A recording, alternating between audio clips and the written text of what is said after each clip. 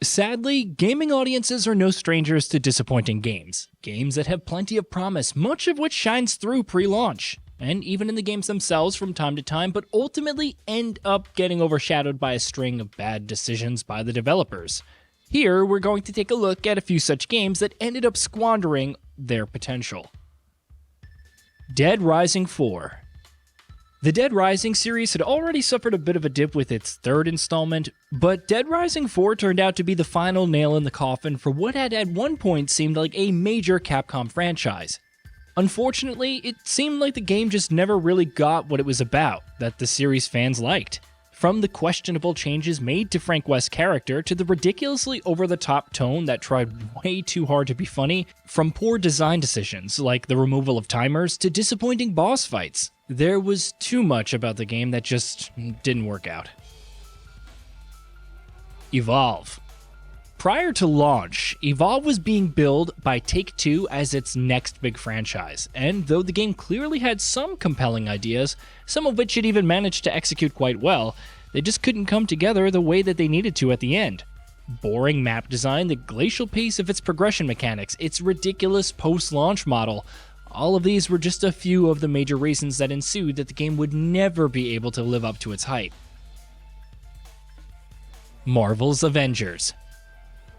We'll never be able to understand why Crystal Dynamics and Square Enix thought it would be a good idea to take a property like Avengers and turn it into a co-op loot-driven live service game. What fans wanted above all else was a compelling story with tight mechanics that would do justice to the iconic heroes that starred in the game. But Marvel's Avengers ended up failing on those fronts in every way possible. And what made things worse is that it didn't even succeed at being a good co-op looter, which meant its redeeming qualities were very few and far between.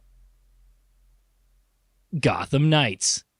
As long as I got a breath between the gills, you'll still have everything you need to carry on Batman's legacy. Speaking of which... These flowers are gorgeous. It's Luke's design. A custom bird to help you get around a little quicker. Much of the criticisms leveled at Marvel's Avengers can be directed at Gotham Knights as well. Let's put aside the fact that for whatever reason, WB Games thought it would be a good idea to make a game in the Batman universe that didn't have Batman. They should have at least made the characters it did have fun to play as, right? Bullet sponge enemies and shoehorned RPG mechanics combined with a bland open world to turn Gotham Knights into a rote, formulaic, uninspiring game that didn't even come close to tapping into its series setting's potential. Lawbreakers. Launching at a time when hero shooters were all the rage, and coming from a team led by Gears of War mastermind Cliff Bleszinski, Lawbreakers should have been a solid competitive shooter, which, of course, it did not turn out to be. The core experience itself and its central mechanics had no shortage of redeeming qualities, but sadly, Lawbreakers just couldn't sustain the kind of momentum it needed to following its release, which means its player base slowly fizzled out. The game ended up dying a quick and unceremonious death, and we never got to see what it could have turned into with proper post-launch support. Lost Planet 3. After 2 successful initial outings, Lost Planet had the potential to become an important franchise for Capcom, but all of those notions were quickly put to bed by the disappointing Lost Planet 3. Its tonal and narrative shift was an interesting one, but sadly, where the actual gameplay experience was concerned, there was plenty to dislike. From the uninspired shooting mechanics to the aggressively mediocre level design, at a time when the likes of Gears of War and Uncharted were setting new standards for what third-person shooters could be, Lost Planet 3 felt a bit too bland. Mafia 3. Mafia 3 is probably one of the easiest games to recommend in this entire list, in spite of its many issues, and that is down almost entirely to its incredible storytelling chops, backed up by excellent writing and performances from the actors that portray its stellar cast of characters. The other side of the experience, however, the gameplay side of things, is as forgettable and broken as the story is captivating. Technical issues, generic open world design, boring missions, clunky controls and mechanics, all of this came together to turn Mafia 3 into one of the biggest disappointments of its time, in spite of how good its story was. Crackdown 3. Crackdown 3 had a rough development cycle, ending multiple delays and changing developers several times, and that showed in the final product. Microsoft had made big promises for the game in the lead up to its release, but pretty much none of them ended up paying off. From its lifeless and dated open world to the mindless gameplay mechanics and mission design to how underwhelming its destruction mechanics were, Crackdown 3 was dragged down by several major issues. Resident Evil 6. The idea of an ultimate Resident Evil game with multiple campaigns starring some of the series' most popular characters sounded like a slam dunk on paper when Capcom first talked about it.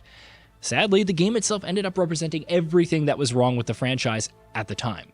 RE6 had been criticized to hell and back over the years, and we don't need to rehash all of that here, but to say that it nearly killed this iconic franchise and completely tore away its identity wouldn't be an exaggeration in the slightest.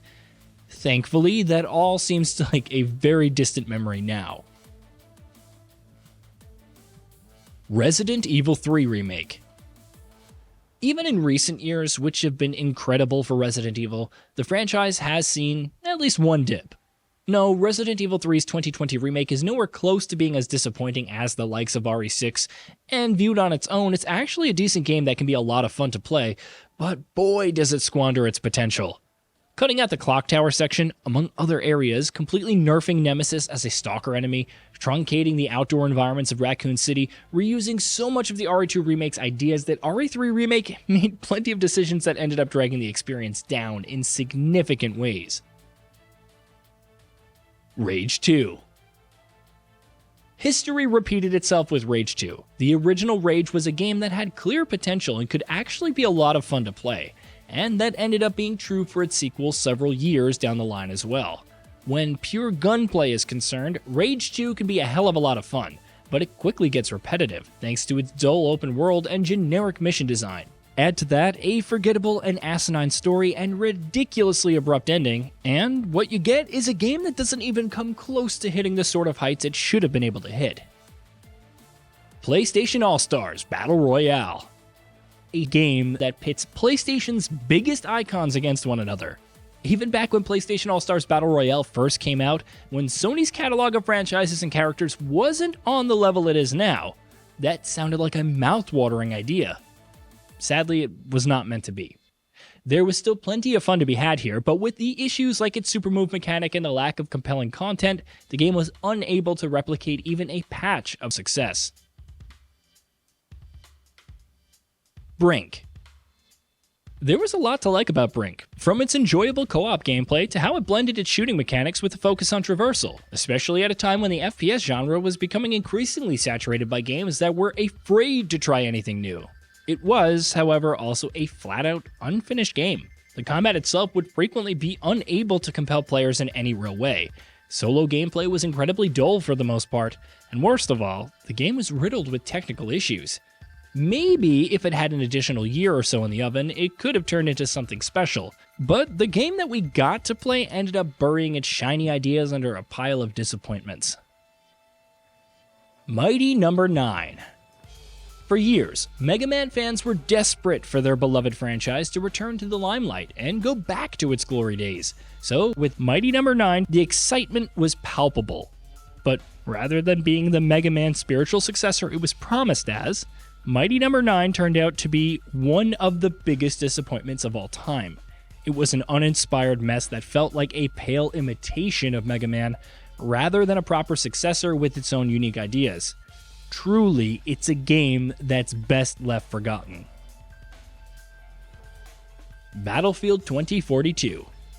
Billed as the biggest and most epic Battlefield experience prior to launch, Battlefield 2042 seemed like it would be a return to form for the franchise. That it would turn out to be its lowest point to date was something not many people could have predicted. It went too big, and in the process ended up losing its focus, while also removing mechanics and systems that were considered by many to be staples of the franchise. And as if losing so much of Battlefield's identity wasn't bad enough, 2042 ended up adding insult to injury by launching with a laundry list of technical issues that made it even more difficult to play. Hey, did you know that we at Gaming Vault upload new videos every day? Stick around, drop a like, subscribe, and hit that bell, and let us know what kind of content you'd like to see in the future with a comment below.